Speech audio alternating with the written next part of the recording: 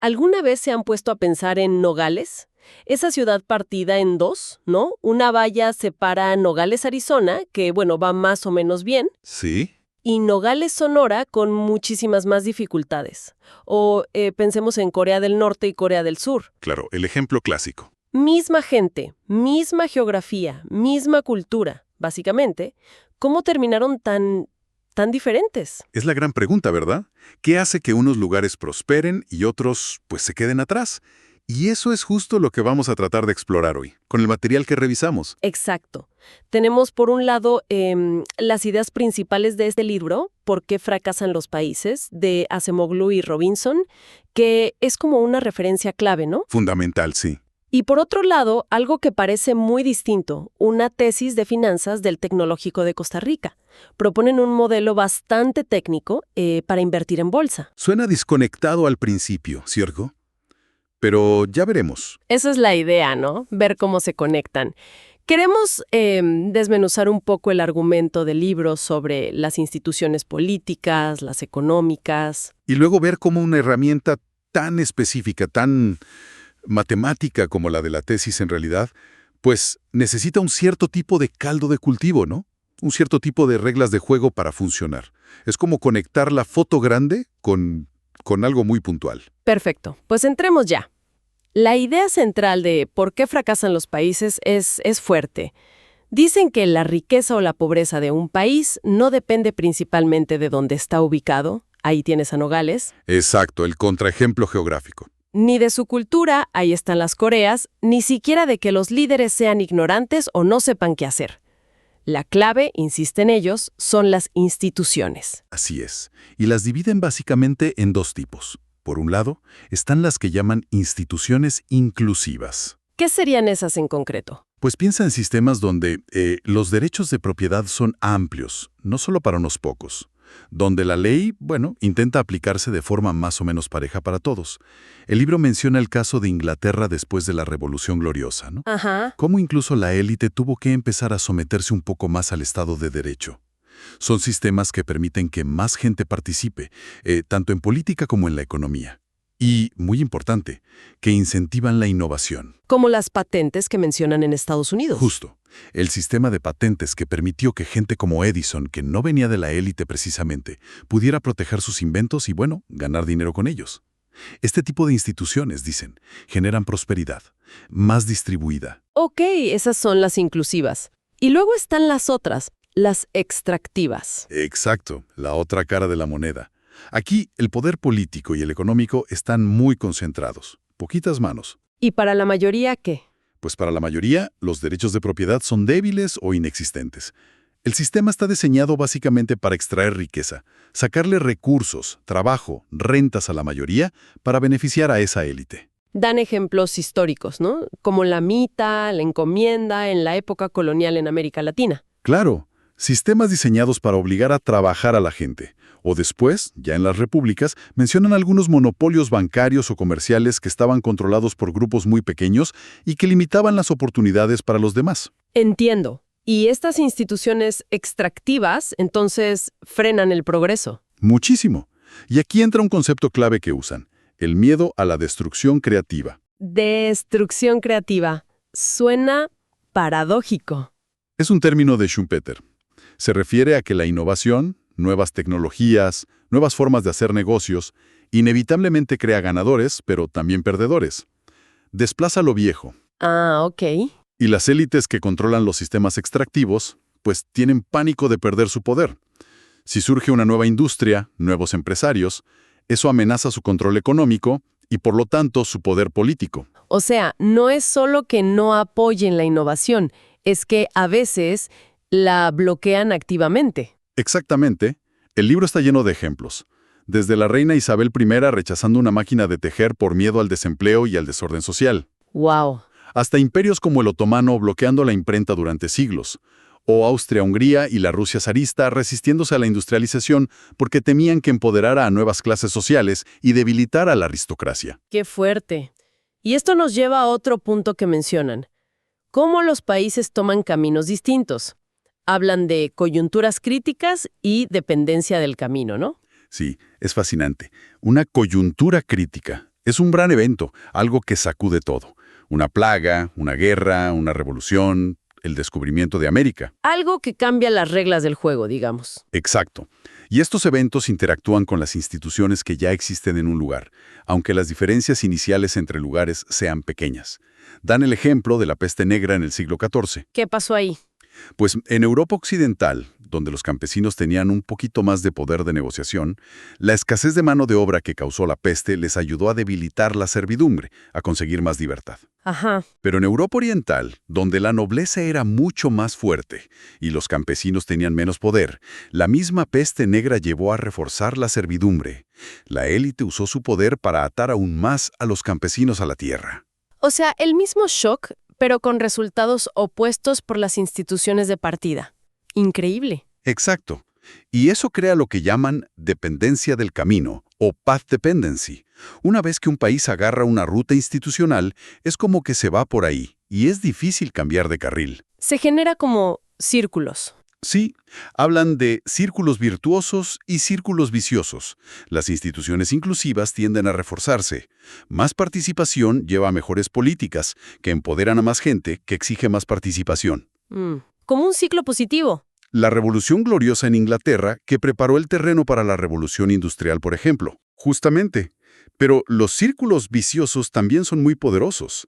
Las élites extractivas usan el poder que ya tienen para mantenerse ahí, para bloquear cualquier reforma que les quite privilegios. Y el sistema se perpetúa. Se perpetúa. Mencionan cómo en el sur de Estados Unidos, incluso después de perder la guerra civil y abolir la esclavitud, la élite blanca encontró formas, las leyes Jim Crow, para seguir manteniendo un sistema básicamente extractivo, negando derechos políticos y económicos a la población negra. Es impresionante esa persistencia. A veces parece que ni las revoluciones cambian la lógica de fondo. Mencionan algo de la ley de hierro de la oligarquía, ¿no? Exacto. Es un concepto sociológico que dice que en cualquier organización, incluso las que empiezan muy democráticas, al final tiende a mandar una pequeña élite. Y aplicado a los países, Significa que si las instituciones profundas no cambian, una revolución puede simplemente poner a una nueva élite en el poder. Pero esa nueva élite sigue operando bajo una lógica extractiva. Cambian las caras, pero no el sistema. Dan ejemplos como Etiopía, donde cayó el emperador Haile Selassie y llegó un régimen militar. Igual de extractivo o peor. entendido. Bueno, entonces tenemos este marco. Las instituciones, las reglas del juego. Son súper importantes para entender por qué unos países avanzan y otros no. Ahora, ¿cómo conectamos esto con la tesis de finanzas? Parece un salto grande, ¿no? De la historia mundial a un modelo matemático para invertir. Parece. Pero vamos a ver que no tanto. Ok, expliquemos rápido qué busca esta tesis del TEC. Básicamente es un intento de crear un método más científico, ¿no? Para decidir si comprar o vender acciones. Sí, usa herramientas estadísticas de computación para analizar un montón de datos históricos de precios. Creo que usaban como ejemplo acciones de Apple, ¿no? En la Bolsa de Nueva York. Ajá, exacto. Y trata de predecir cómo se van a comportar en el futuro. Correcto. ¿Menciona técnicas específicas? Habla de minería de datos, que es como usar computadoras para buscar patrones escondidos en muchísima información. Ok. También habla de pronósticos Holt-Winters. Ese es un método estadístico para ver datos que cambian con el tiempo, como el precio de una acción, y tratar de ver si hay tendencias, ciclos, para proyectar un poco qué podría pasar. Suena complejo. Y también regresión logística binaria. ¿Eso qué es, más o menos? Imagínate que quieres predecir algo que solo puede ser sí o no. Por ejemplo, ¿es probable que esta acción baje de precio en los próximos 3 meses? ¿Sí o no? La regresión logística te ayuda a calcular esa probabilidad basándose en otros datos que tengas. Ah, ya veo. Para tomar la decisión. Claro. Y la tesis también menciona algo importante, diversificar el portafolio, para reducir el riesgo no sistemático. Riesgo no sistemático. Es el riesgo que afecta solo a una empresa o a un sector. Por ejemplo, que a Apple le vaya mal porque su nuevo teléfono no gustó.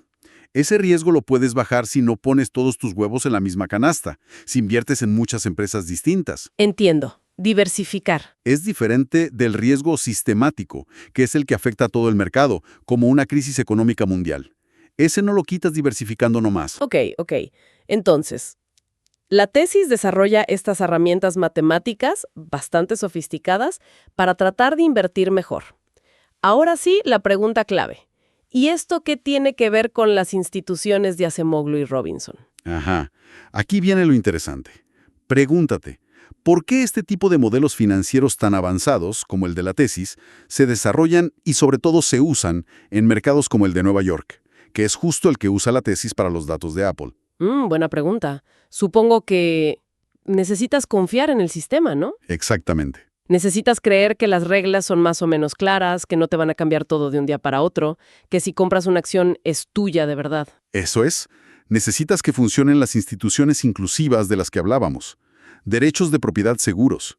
Un sistema legal que, bueno, con sus fallos, funcione razonablemente. De hecho, compara cómo en Estados Unidos, a pesar de que hubo monopolios y problemas, siempre hubo como una presión para un sistema bancario más abierto.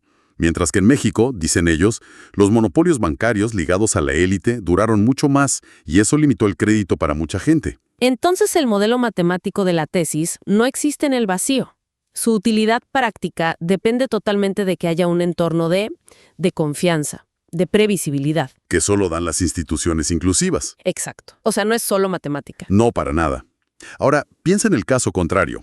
Un país con instituciones súper extractivas. A ver. Si hay un riesgo constante de que te expropien, de que el gobierno se quede con tu empresa o tus ahorros.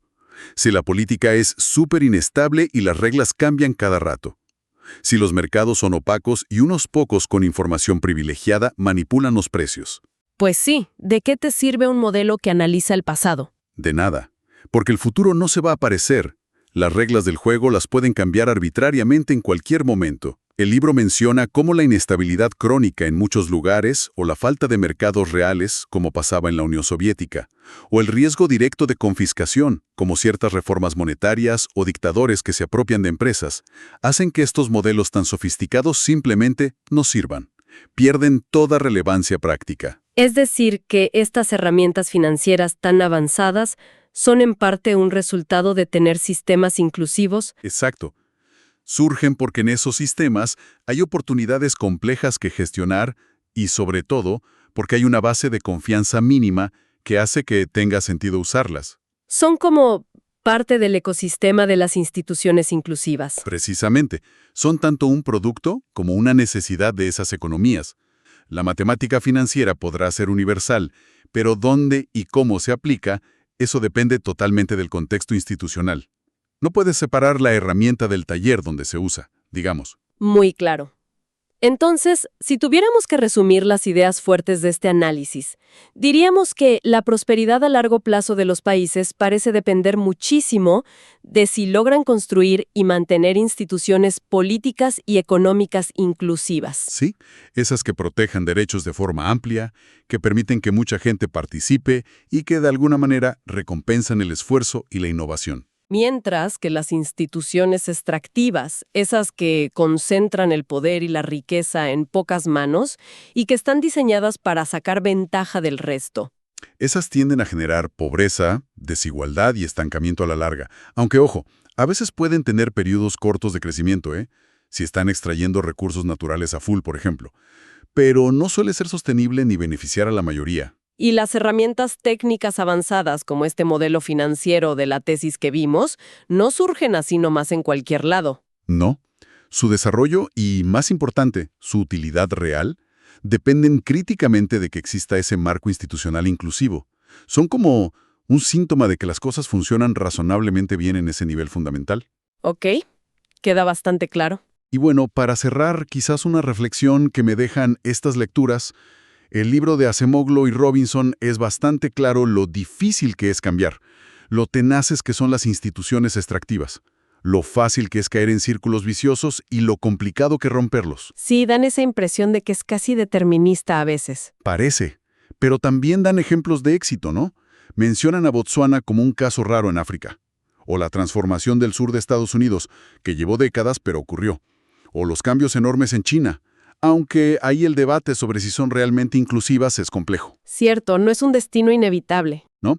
Entonces, la pregunta para pensar, quizás, es, ¿estaremos viendo hoy, ahora mismo, en algún lugar del mundo, quizás donde menos lo esperamos, alguna de esas coyunturas críticas o algún cambio institucional pequeño, sutil, que podría estar empezando a mover la aguja? ¿Algún país que hoy vemos atrapado en la extracción podría estar, sin que nos demos cuenta todavía, empezando a desviarse hacia un camino diferente? Interesante. Para observar el mundo con esos lentes. Exacto. Es algo para seguir pensando, ¿no? Más allá de lo que dicen los libros.